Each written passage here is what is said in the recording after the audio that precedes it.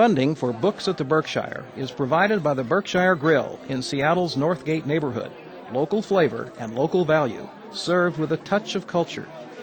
And by Puget Sound's premier garage door company, Precision Door, a name you can trust. Known for its commitment to the industry's highest quality garage doors and garage door openers, Precision Door's quality and service is second to none. For more information about Precision Door, call 888-712-DOOR. By Verity Credit Union, serving Washington communities from locations in Northgate, Alderwood, and Beacon Hill. By Pavin and Riley at Avery Lane Wineries, when quality is your destination. And by Getz Meats, proud to support the Northwest community. By Tony's Coffee. And by the Delta Society. Additional funding for Books at the Berkshire is provided by these proud sponsors.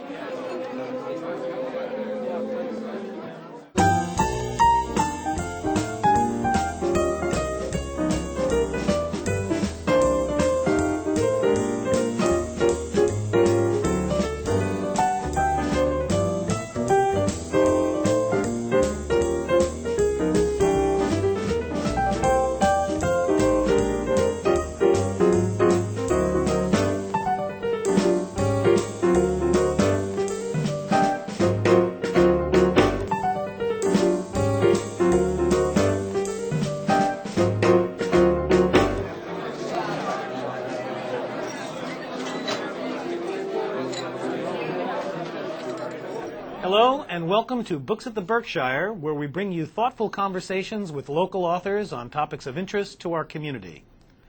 Years ago, Fleischmann's Yeast brought us the radio serial I Love a Mystery. If that describes you, you're probably familiar with our next guest. Kathrine Beck has been a successful Northwest mystery writer for many years, bringing us thrillers and whodunits of the fictional sort. Now Beck takes on a real-life mystery.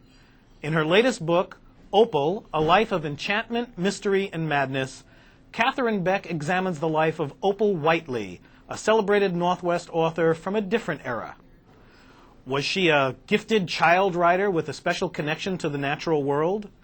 Was she misplaced European royalty, switched at birth with a child in Oregon? Or was she merely one of the first of the 20th century's media celebrities? Today we will discuss Opal the book and Opal the woman with Kathrine Beck. Welcome to Books at the Berkshire, Kathrine. Thank you. Here at Books at the Berkshire, we try to highlight Northwest authors, and it strikes me that you're probably about as Northwest as they can get. You grew up around here, didn't you? Tell me a little about that. Well, my family's lived in Seattle since about 1903. Oh, so you're really connected to this city. Right. And you're still here now? Yes, we get out once in a while, and then we come back again. Now, I understand that before you started writing books, you actually had some jobs that involved writing. Were you a journalist early on in your career? I've written advertising things. I've written for a trade magazine, some sort of public relations stuff. So was writing something that always came naturally to you, something that you were drawn to? I guess so. It's something I don't think about so much. I've been doing it so long. But, yeah, I think so. Okay. I think most writers are readers first, and then they become writers. Oh, and what was the kind of reading that you did that brought you to writing, do you think? Well, when I was a kid, I read Nancy Drew and Sherlock Holmes and all that stuff, and that was very exciting. And so I think that's how I got into mysteries originally. Right. A lot of your early success was as a mystery writer. Tell me about those days. How did you get into that line? Well, I was very fortunate because in the 1980s, there was a huge mystery boom. And they were looking for all kinds of new mystery writers, and that was just about the time I wanted to get into that field. So it was terrific. There was a lot going on in the field. There were sort of big national conventions, that kind of thing. Genres kind of come and go and peak, and like westerns are hot for a while, and that kind of thing. So it was fun. Yeah. Now I have to bring this up just because it was one of my favorites. That the Jane Da Silva series that you did, beginning with Hopeless Case, was one of my favorites. I thought that she was a wonderful character. Did you have as much fun writing her as we did reading her? Oh, sure. I mean, there's no point doing it if it's no fun. Jane Da Silva was a failed lounge singer. And I don't know, if there's something appealing to me about failure. I think it can be sort of funny. But she was plucky, too, and so they were fun to write. And all of her stories were set in and around the Pacific Northwest, you say? Yes, but that's only because I couldn't afford to set them anywhere more interesting and exotic. I would have loved to set them in Tahiti or something, but it was not to be. You couldn't get out there to do the first-hand research. I had little children at the time. Okay. We could only get them as far as OMAC and things. Now, your work wasn't limited to mysteries. A few years ago, you wrote Bad Neighbors, which was kind of a psychological thriller, and Revenge of Kali Ra, which was more of a comic caper. What other genres do you think hold interest for you outside of mystery? And we'll get to the biography here in a moment. I mean, I've never had any interest in science fiction at all, or fantasy, or dragons and unicorn, nothing of that kind of thing. But I do like comic novels, and I do like detective novels. I think people should write what they like to read. And at the moment, I like to read nonfiction. And that's what you're And writing that's what now. I'm working on now. Okay, let's talk about Opal. This is a wonderful book about just a fascinating woman. First, put Opal in context for us. We're talking about her story starts in Cottage Grove, Oregon, right after the turn of the last century.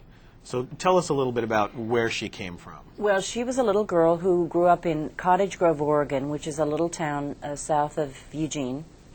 And it was a kind of a tough little lumber town. But it wasn't unlike a lot of small towns all over America at that time. It had lots of churches and sort of community activities.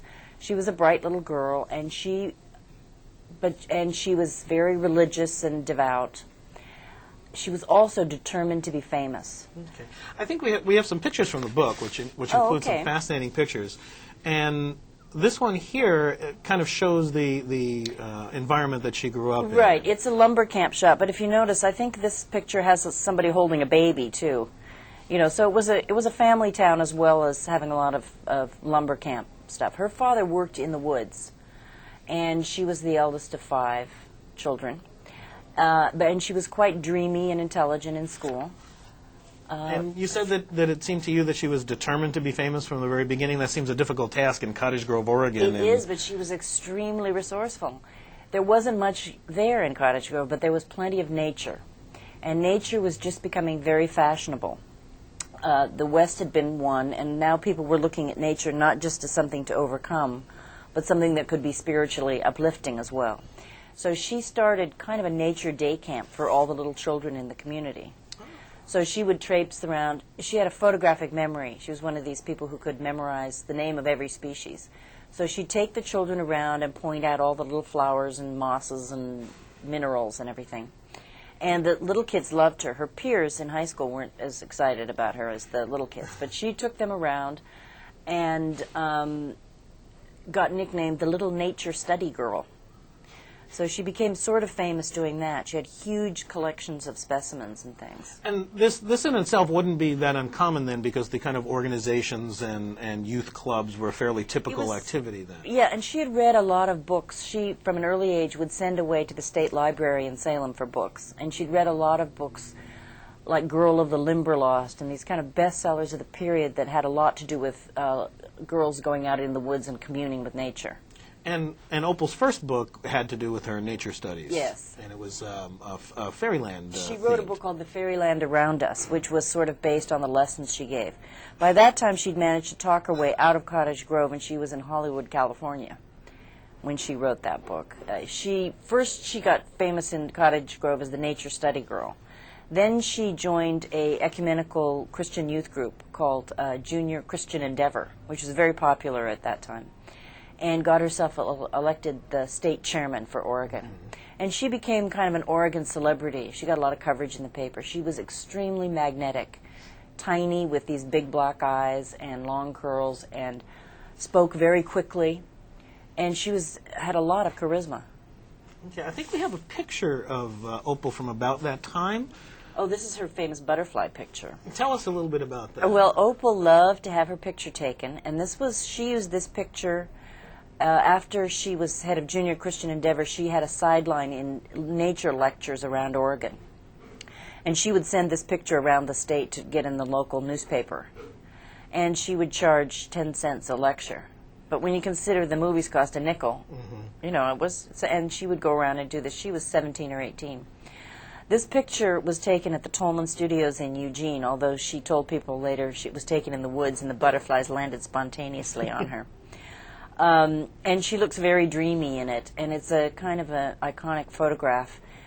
There's a whole building in Cottage Grove, Oregon now that has this picture on it, one of those murals that small towns put up when Walmart moves in and they want people to come back to the downtown. And so it's kind of an amazing thing to turn around the corner and see this giant opal. Giant opal. Wow. Now, here's this young woman now. She's still in her teens or late teens. She's been successful in these community organizations in Cottage Grove and church organizations. She's written one book about nature, and already she's moving to California, which was beginning to be right. She tried to get into mecca. the movies. Oh, she actually was going to try and get into She tried to get in the movies. That didn't work out, so she put together the nature book and then promoted it heavily. And she got a lot of rich people in L.A. to help her.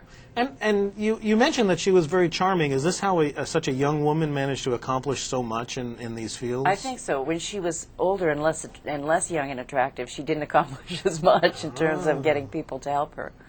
But she was very enthusiastic and animated, and people tended to just sort of get swept away. They thought she was very pure, and they often described her as a child woman. She was very tiny and kind of Winona Ryder-ish, I guess, just little intense thing, kind of a bird-like presence. And was the Fairyland book a success commercially? Not really. Her big success was her diary, or her alleged diary. We don't know exactly when she wrote it. Okay, and that's what this made was her famous. Second big project, and Right. this was the one that really made her famous. This was the one that made her famous. If People magazine had been around in 1920, she would have been on the cover of it because of her childhood diary. Okay, so tell us about how those came about. She decided to go back east. She went to Boston. She showed up at the Atlantic Monthly. She said, "I would like to write for you." And according to the editor of the Atlantic Monthly, he looked at her work and said he wasn't interested, but said, "Tell me about your background." And she said she'd grown up in a lumber camp and that she had a childhood diary and had kept a diary. And he said, "Where is it?" And she burst into tears, this was his account, and said, "A jealous foster sister tore it into 1,000,000 pieces." At which point the editor, who was already clearly captivated by this charming young woman flitting around his office, he said there was something like a bird flickering in the forest about her, said, "Oh, we must get the pieces. Do you have them?" And she said, "Why, yes, they're in a hat box in Los Angeles." So the hat box was sent for, and Opal spent a lot of time gluing the thing back together. This was, she said, she had written when she was 7 or 8 years old. And I think this is another picture from the book that illustrates this. Now, this apparently is some sort of publicity shot even from the era. This was a publicity shot that her editor, Ellery Sedgwick, had taken of her gluing the pages back together. That looks a little bit more than a hat box to me, just from the I don't get-go. know. I think at one point I counted the pages. There's not really quite enough of the actual size manuscript that eventually emerged. Okay. That's sort of one problem with it.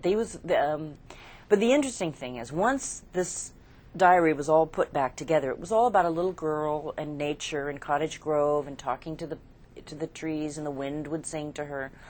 All of a sudden, you'd come across these phrases in French. And they were weird acrostics and coded messages in French. And Opal professed complete ignorance. She said, "I don't understand what I did this when I was 8 years old. What is this?" And they said, "It's French." And she said, "But I don't speak French." If you took all those clues together and analyzed them, they gave a lot of clues to indicate that Opal wasn't Opal Whitely at all. She was a French princess who'd been switched at birth with the real Opal Whitely.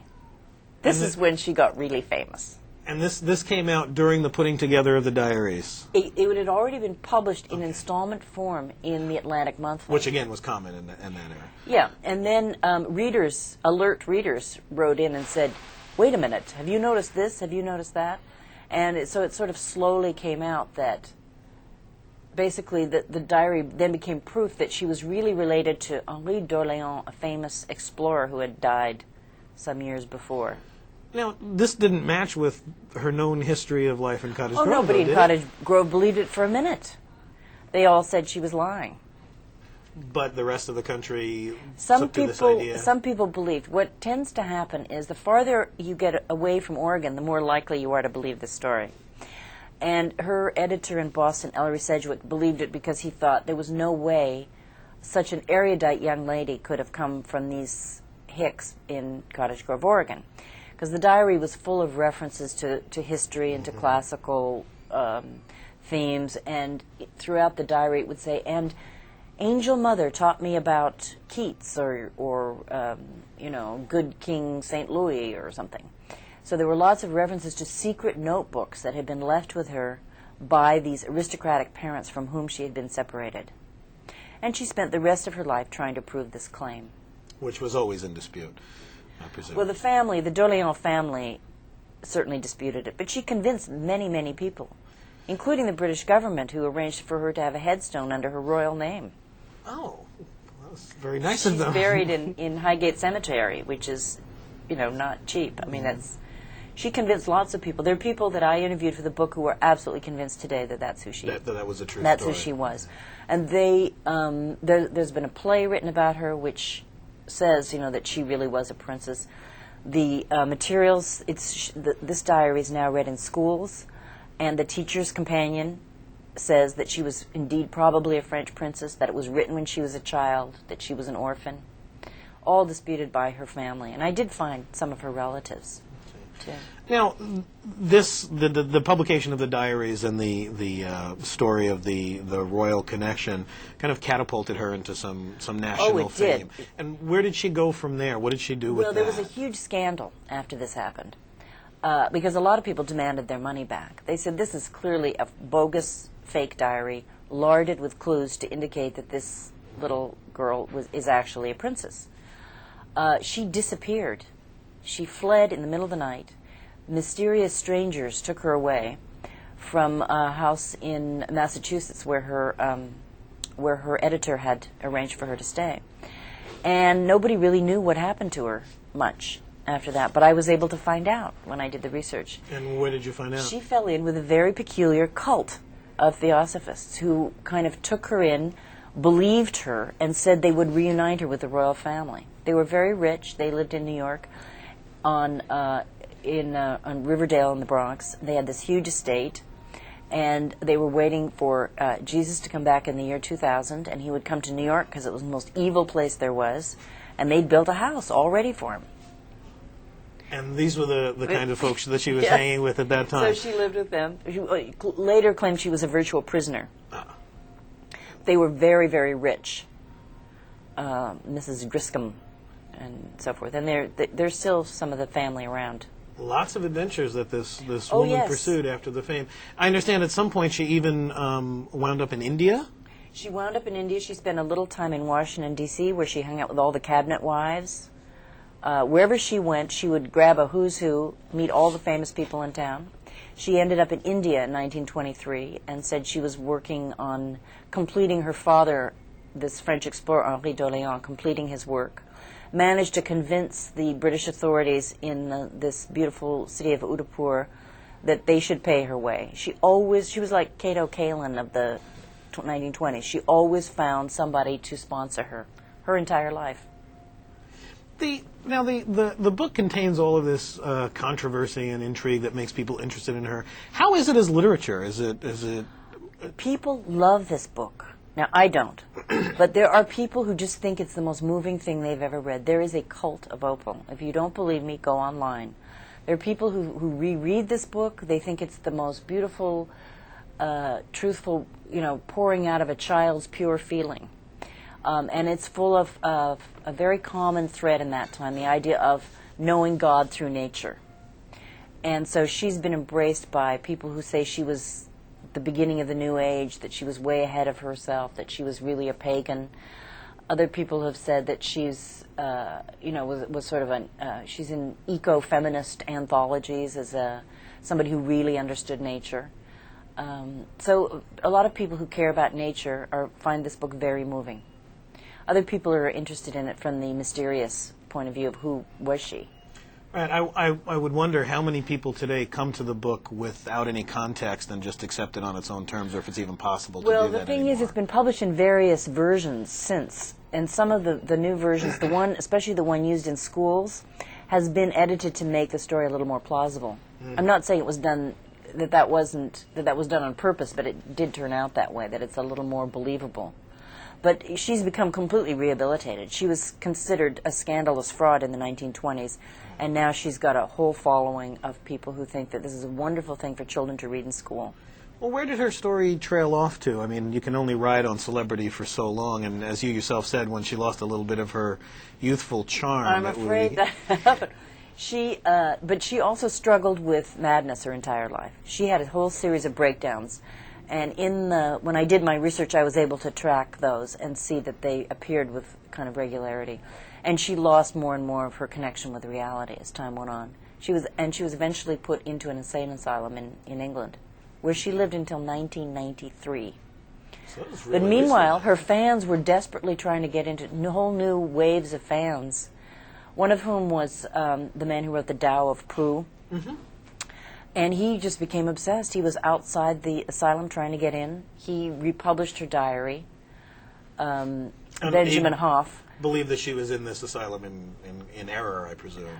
No, I think he believed she was schizophrenic, but he believed that she did write it as a child, and that it was a very moving thing. And he kind of fell in love with her, he told me. I mean, I asked him, did you fall in love with her? And he goes, well, yeah, kind of. With her youthful self, and wanted to meet her as an older person. It was very, very peculiar. They called her the princess in the asylum.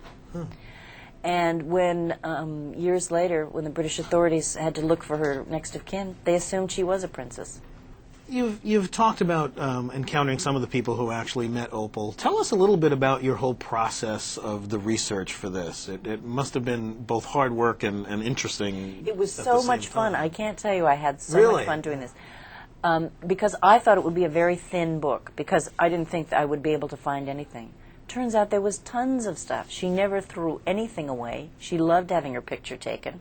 She wrote 1 million letters, and if you knew where to look for them, there were little caches of them everywhere. Was a lot of it local? Some of it was in London, where her papers, they kind of dug her out of this apartment in the 1940s. And a lot of her papers ended up in the University of London Library. Some ended up in private hands. There's a dispute about who owns some of them. But the diary itself, there are only a few pages left. That The original kind of piece together disappeared. person. Yes. Yeah. And those are in Cedar Rapids, Iowa. You have to read the book to find out how her papers. Of course. Now, there have been a few other books written about Opal some time ago. Did those help you in your research, or were they more having an axe to grind or an agenda to present? Actually, mostly what has happened is about every generation someone discovers Opal, reprints the diary with their introduction. Mm-hmm. The only other person who had written a book about her was a local Oregon author who wrote one in 1953. And he turned out to be a pretty good reporter. He was the editor of the Cottage Grove Sentinel, and I had known her as a child. Mm-hmm. And I managed to find his family, his children, and talk to them, interview them. But I found out that where he was wrong wasn't his fault. I found out basically that he was given some disinformation. Okay. He was the editor, rather, who initially had some conflicts with the New York publishers over some fact-checking. Well, yeah, they were both. It was interesting because there was a lot of letters between him, Elbert Bede, his name was, who was the editor at Cottage Grove, and Ellery Sedgwick, who was the very classy, famous editor of the Atlantic Monthly. And these two guys were both writing back and forth trying to figure out who the heck Opal really was. Because Ellery Sedgwick was a little embarrassed after he published the diary. People were accusing him of fraud. So he wanted to know. He sent spies to Cottage Grove to poke around and find out if anyone remembered seeing her as a baby, that kind of thing. So it was a big mystery that they were both trying to solve.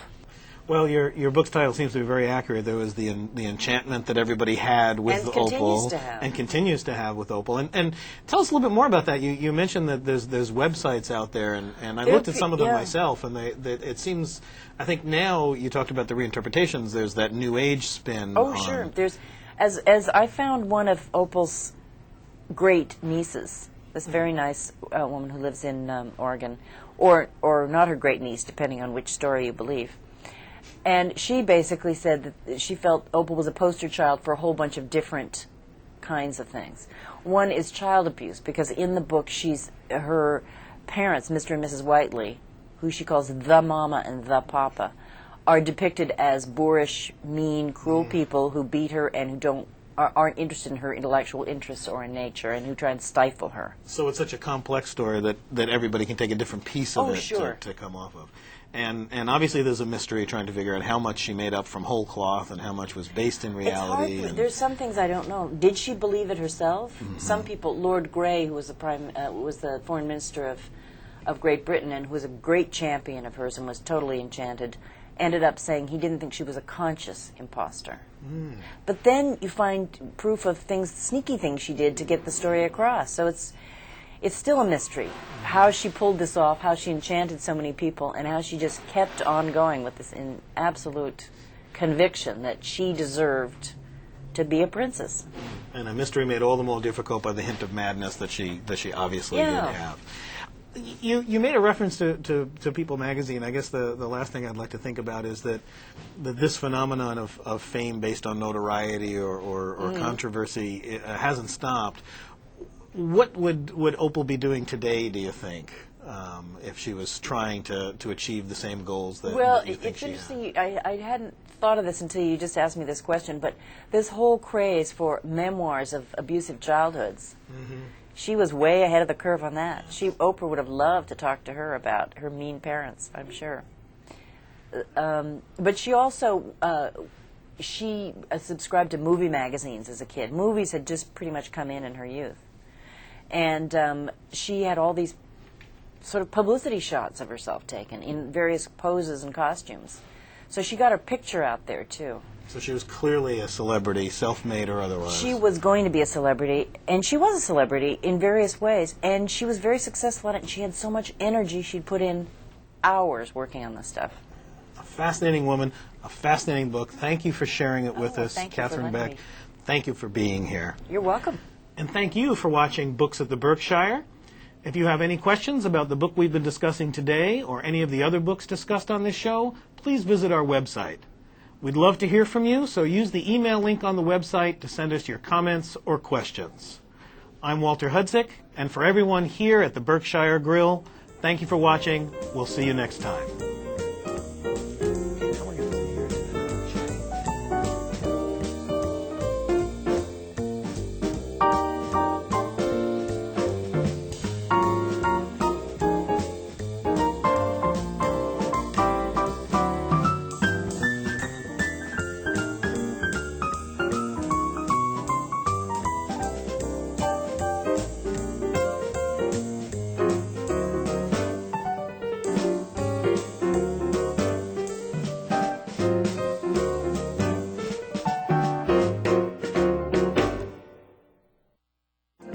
This program was produced by SCCtv, Seattle Community Colleges Television, the face and voice of the Seattle Community Colleges, serving 55,000 students at 4 campuses and 5 learning centers.